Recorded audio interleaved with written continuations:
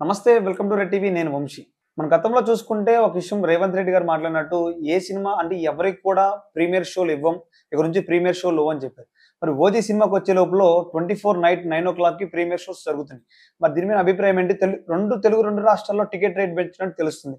So మనతో పాటు లక్ష్మణ్ గారు ఉన్నారు సార్. నమస్కారం సార్. నమస్తే సార్, ఒక డైరెక్టర్‌గా మీరు ఎలా చూస్తారు సార్? ఏ సినిమాకి ఇవ్వకుండా ఈ సినిమాకి ఇచ్చారంటే చాలా మంది ఆహ్, ఆహ్, ప్రేక్షకులు గాని, చాలా మంది వ్యతిరేకులు గాని మాట్లాడుతున్నారు. ఆ హీరోల గురించి గాని అక్కడున్న జనాలు మాట్లాడుతూ ఉన్నారు. మరి ఏ సినిమాకి ఇవ్వని ప్రీమియర్ షోలు ఈ సినిమాకి ఎందుకు ఇచ్చారు? టికెట్ రేట్లు ఎందుకు అంతగా పెంచారంటే మీరేం చెప్తారు సార్? ఒక cinema OG cinema super hit అవుతుందా? చెప్పలేను. అంతే కదా. ఆ. అంటే ఏ సినిమా కూడా ఒక రేట్లు పెంచడం వల్లనో ప్రీమియర్ షోల వల్లనో సూపర్ హిట్లు కావు. రైట్. రైట్.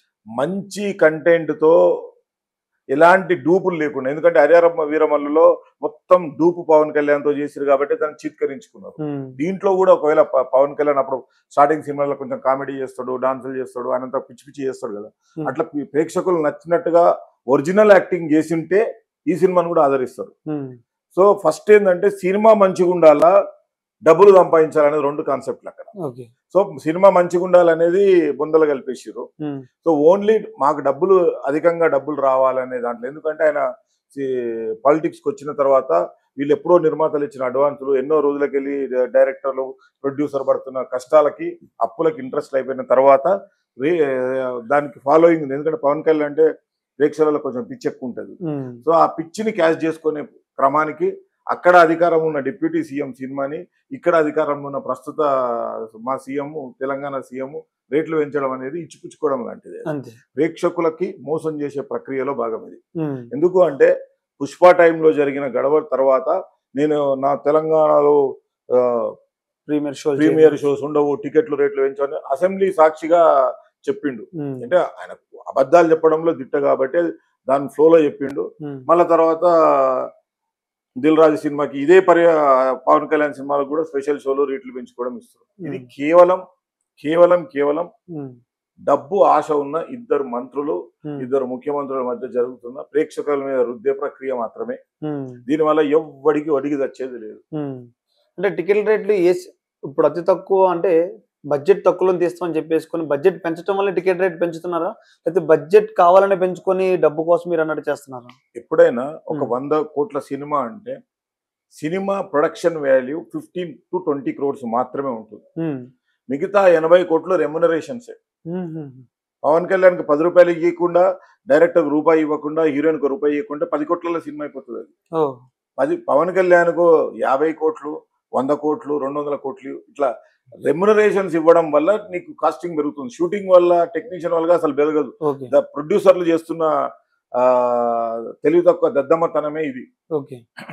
హీరోలకు, స్టార్ హీరోలకు డబ్బులు ఎక్కువ ఇచ్చేసి బడ్జెట్ పెరిగిందంటే ఎందుకు పెరుగుతుంది? ఇప్పుడు 'ఓజీ' సినిమా మీరు దృష్టిలో ఎలా ఉండబోతున్నారు సార్? ఏ సినిమాకి రాని హైప్ 'ఓజీ'కి వచ్చిందని అందరూ అంటూ ఉన్నారు. మరి ఎలా ఉండబోతున్నారు 'ఓజీ'?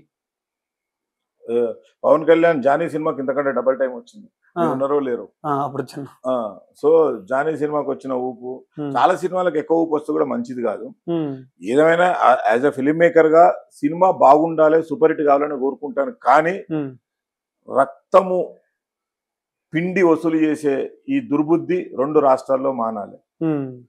రియల్ గా నీకు టికెట్లు పెంచుకునేది ఉంటే నువ్వు సినిమా అనౌన్స్ చేసిన రోజే నా సినిమా 150తో ఉండదు, 300కు నేను టికెట్ అమ్ముతా, నా సినిమా 300కు ఉండదు, 1000 రూపాయలతో టికెట్ అమ్ముతా అని ముందు స్టార్ట్ చేసే దమ్మున్న హీరో, ప్రొడ్యూసర్ స్టేట్మెంట్ ఇచ్చి సినిమా స్టార్ట్ చేస్తే ఆ సినిమాకి ఎంత విలువ ఉంటుందో తెలుస్తుంది. చివరి దాకా తీసుకొచ్చి ట్రైలర్ ని ఎమోషన్ బ్లాక్ మెయిల్ చేసి పవన్ కళ్యాణ్ మీద బిల్డప్ రీల్స్ చేసి ఈ 'ఓజీ' చూడకపోతే తెల్లారి చచ్చిపోతామేమో అనే బిల్డప్ అంతా ఎమోషనల్ గా క్రియేట్ చేసి డబ్బులు వసూలు చేసే కార్యక్రమం ఇది.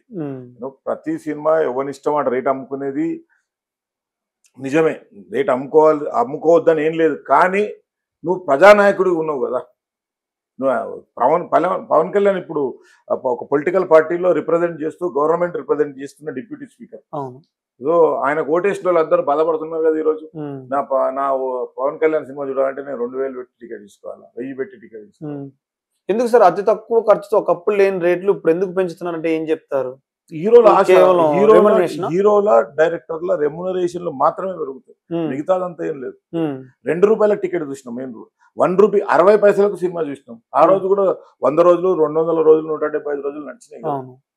అదే క్యాలిక్యులేషన్ తో మనీ వచ్చేవి అవును. తక్కువ డబ్బులైనా కూడా. నీకు ఎప్పుడైతే ప్రజల ఎమోషన్ ని క్యాష్ చేసుకునే దుర్బుద్ధి ఉన్నప్పుడే ఇలాంటి టికెట్ల రేట్ పెంచడాలు, ప్రీమియర్ షోల మీద పిచ్చి పెరుగుతుంది. నీకు ఎప్పుడైతే సినిమా మంచిగా ఉంది, కాన్ఫిడెంట్ ఉంది, నీకు సామాన్య ప్రజలు అందరూ చూడాలి నీ సినిమాని, అలాంటి ఒక మంచి ఆలోచన ఉన్న వ్యక్తి అయితే, నేను పవన్ కళ్యాణ్ ఎందుకు చేస్తున్నానంటే is in to politics. Okay. ప్రజలకు ఏదో చేస్తాను అని చెప్పేసి స్టేట్మెంట్లు ఇచ్చి అవి ఇవి చేసి నాయకుడు అయ్యిండు కదా. సో నాయకత్వ లక్షణాలు పోతున్నాయి, నువ్వు వ్యాపార లక్షణాలే వస్తున్నాయి. ఇది నీకైతే మంచిది కాదు పవన్ కళ్యాణ్ గారు.